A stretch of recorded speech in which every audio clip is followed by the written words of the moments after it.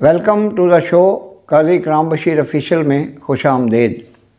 अभी जनाब ताहिर अयूब से ये डिस्कशन हो रही थी कि हमारे चैनल की ज़बान बिलअमूम उर्दू है, लेकिन कभी कभार हम पंजाबी ज़बान में भी तबादला ख्याल करते हैं। तो अभी हम उर्दू से पंजाबी में इसलिए भी शिफ्ट होंगे कि जनाब ताहिर अयूब जहाँ एक तरफ बड़ी नफीस शख्सियत हैं, बड़े खुश पोशाक भी हैं, खुश गुफ्तार भी हैं और एक हर दिल अजीज़ शख्सियत हैं चनियोट की। तो लेकिन जब मैंने इनको पंजाबी में गुफ्तगू करते सुना तो मुझे बड़ा लुत्फ़ आया और मैंने इनको तजवीज़ पेश की कि हम पंजाबी में बात करेंगे।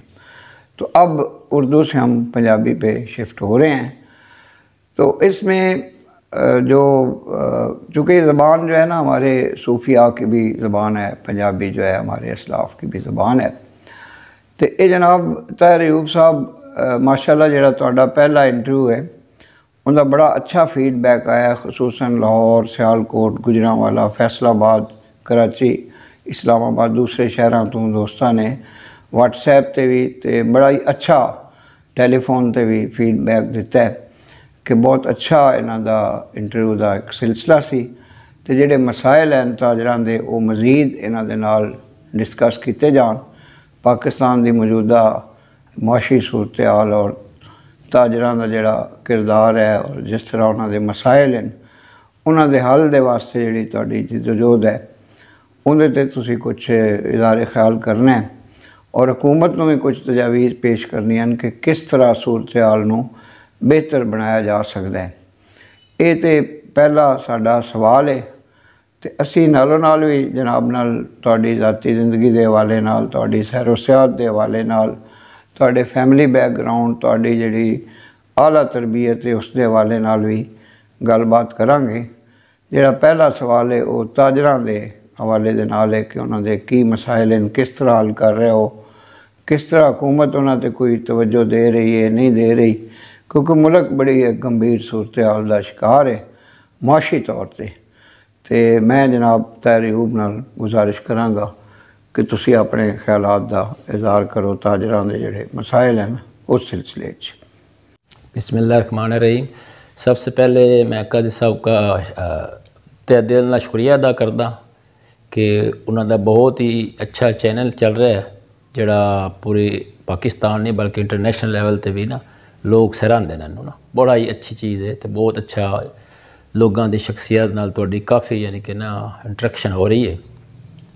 काजी साहब ने पहला सवाल किया है कि बिजनेस कम्यूनिटी नूं केड़ा मसला दर हक है, हालात खराब हैं पाकिस्तान दे मुआशी इकनॉमिक्स। बिल्कुल ठीक है, पाकिस्तान की इकानमी बिल्कुल इस टाइम जीरो ते क्योंकि असी IMF दे एक चंगल फंस गए हैं। तो सब तो पहले तो फस्ट एंड फॉरमोस्ट हुकूमत किसी न किसी तरीके नाल IMF का कर्जा उतार देवे। उसकी मिसाल इस तरह है कि तुर्की भी 100 अरब डॉलर का मकरूज सी पाकिस्तान की तरह, लेकिन तैयब एर्दोगान आवन नाल कुछ एहसासे सेल करके उस माशी सिचुएशन बिल्कुल ठीक कर लिता। इस टाइम तुर्की तरक्की याफ्ता शहरों में मुल्क शुमार होंदा है। पाकिस्तान सब तो बड़ा मसला है बिजली का, क्योंकि बिजनेस है, बिजली है तो बिजनेस है, क्योंकि बिजली की वजह नाल इस टाइम साडे मुल्क की बड़ी बदहाली है। तो पूरे खिते में सब तो ज़्यादा जी है ना इस टाइम बिजली बहुत ज़्यादा है पाकिस्तान की। Even Bangladesh, Sri Lanka, India, Bharat, China सब। तो असी एक्सपोर्ट किसी तरीके मुकाबला नहीं कर सकते। एक्सपोर्ट वास्ते सब तो पहले सन एनर्जी के उत्ते ही काम करना पैना है। सूई गैस इंपोर्ट करनी पैनी है या नए ज़खायर दरियाफ्त करने पैने। तो तमाम सियासी जमानों को मिल के इस मामले को हल करना चाहिए, क्योंकि अगर ये बिजली गैस महंगी हुई तो पाकिस्तान की एक्सपोर्ट नहीं बढ़ेगी। आज बांग्लादेश की जी एक्सपोर्ट है वो सिर्फ टैक्सटाइल की 45 बिलियन अरब डॉलर है। पाकिस्तान की सिर्फ और सिर्फ 21 अरब डॉलर एक्सपोर्ट है, जोड़े कि जीरो है। बिजली सब तो पहले हाइड्रो पावर बिजली नाल ना इन्हों ना उदे तवज्जो देनी चाहिए, जिदा यूनिट 2 तो 3 रुपए है। सब तो पहले कालाबाग डैम बनना चाहिए, ਕਾਲਾਬਾਗ ਡੈਮ ਬਣਨ ਤੋਂ ਬਾਅਦ ਇਹ ਵਾਪਡਾ ਨੂੰ ਠੀਕ ਕਰਨਾ ਹੈ ਤੇ ਚੋਰੀ ਦੇ ਨਿਜ਼ਾਮ ਨੂੰ ਖ਼ਤਮ ਕਰਨਾ। ਅਗਰ ਅਸੀਂ ਇਹ ख़त्म ਕਰ ਲਿਆ, ਇਸ ਹੁਕੂਮਤ ਨੇ IMF ਤੋਂ ਛੁਟਕਾਰਾ ਹਾਸਲ ਕਰ ਲਿਆ, ਐਨਰਜੀ ਕ੍ਰਾइसिस ठीक कर ली, गैस ਦੇ ਰਿਜ਼ਰਵ ਵਗੈਰਾ ਬਿਹਤਰ ਕਰ ਲਈਏ तो साडा मुल्क बहुत तरक्की करेगा। साडा मुल्क सोने की चिड़िया है जिदे दुनिया की हर चीज़ है, पहाड़, दरिया, समुंदर, डेजर्ट, आबशारां, कुदरती एग्रीकल्चर लैंड, ये दुनिया दे विच किसी जगह ते भी नहीं पाई जाती जिस तरह पाकिस्तान का खिता है। तो फिर ये पूरी दुनिया का सेंटर है। अगर असी कराची के हालात अच्छे कर लीए तो कराची असी दुबई बना सकते हैं, गवादर असी दुबई बना सकते हैं। पाकिस्तान का अगर CPEC सही हो गया तो पाकिस्तान दे सिर्फ इंपोर्ट दे $1 बिलियन कमाएगा। इस तरह पाकिस्तान चाहिए, हुकूमत चाहिए इस्तेकाम होनी चाहिए, हुकूमत तो एनर्जी के उत्ते काम करना चाहिए। बहुत आला जी, बड़ी इन्फॉर्मेशन और नॉलेज है तुहाडे जवाब दे विच ते मैनूं बड़ी खुशी हुई है कि इस चैनल का एक एजाज़ है कि कितना टैक्नीकल आदमी जिहड़ा वैल वर्सड है सारे मसाइल दे उत्ते। तुसीं ज़ारे ख्याल फरमाया। हुण अखीर विच क्योंकि साडे मुख्तसर इंटरव्यूज़ का सिलसिला है, इंशाअल्लाह ये सीरीज़ चलती रहेगी। चनियोट शहर के हवाले नाल दसो कि एक तारीखी शहर है, इत्थों का कल्चर, तहजीब, सकाफत, तजारत उहदे बारे ज़रा मुख्तसर इज़ारे ख्याल फरमाओ ताकि साडे नाज़रीन चनियोट तो भी आशना हो सके। जी, प्रोफैसर साहब ने एक बड़ा अच्छा सवाल किया है साडे शहर के बारे। साडा शहर बड़ा पुराना तो तारीखी एक खिता है चनियोट, जिहदे बड़ी अदबी ते बड़े लायक लोग इत्थों गुजरे न। लेकिन साडे खिते दे विच पसमंदगी रह गई है क्योंकि साडे सब तो बड़ा प्रॉब्लम है कि इत्थे साडी इंडस्ट्री न लग सकी। साडा चनियोट जिहड़ा है ना, ये इतना अच्छा खिता है, ये पंजाब दा सेंटर है, पूरे पाकिस्तान दा सेंटर है। शेख साहब ने एक फास्ट यूनिवर्सिटी बनाई, उन्होंने बड़ा शुक्रिया कि जिहड़ा वो बड़ा अच्छा एक इंस्टीट्यूशन बना गए जिहड़े साडे सदियां साडी कौम दे उत्ते एहसान कर गए। पिछे बकाया साडी सिविल सोसाइटी ने ते साडे लोगां ने चनियोट वास्ते कुछ नहीं किया।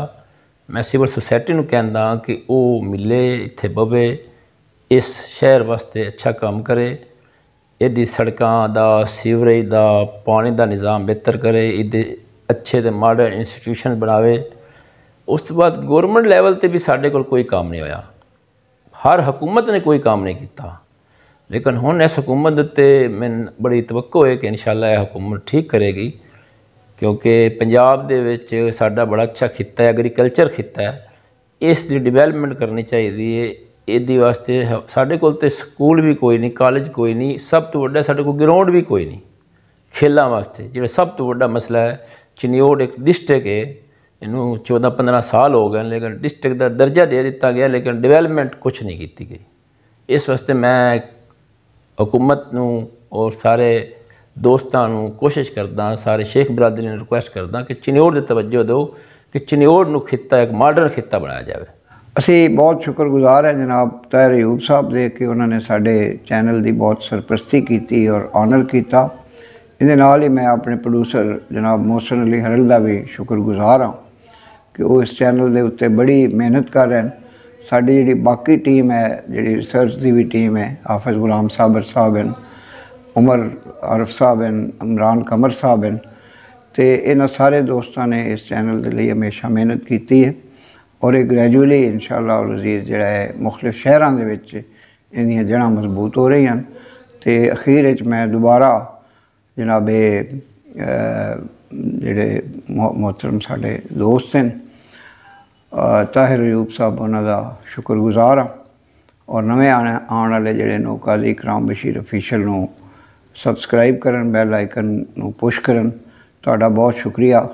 पाकिस्तान जिंदाबाद।